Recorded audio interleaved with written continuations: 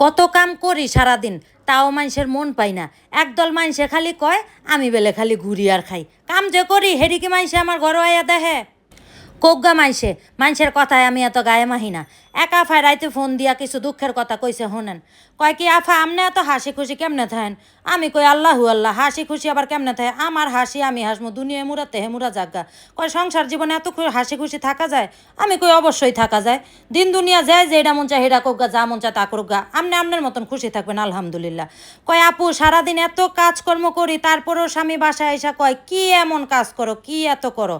সবার উদ্দেশ্যে আমি একটা বুদ্ধি দেই হোনেন। স্বামী বাইরে তাওনের আগে কাম কাজ কইরা গোছ গাছ কইরা বয়ে থাকবেন না। সব কিছু ছড়ায় ফালায় থুয়ে দিবেন। মহামান্য স্বামী ঘরে ঢুকলে এমুরাতে হেমুরা খালি দৌড় পারবেন আর কাম করবেন। তো আর কইতে সাহস পাইতো না যে তুমি সারাদিন কি করো। আমি দেখেন কাম কাজ বাদ দিয়া থুয়ে ঘুমের তুইটা আগে ঢাকার বাইরের পার্সেলটি রেডি করতেছি। আমি কি কম কাম করি সারাদিন? কেউ বুঝতে চায়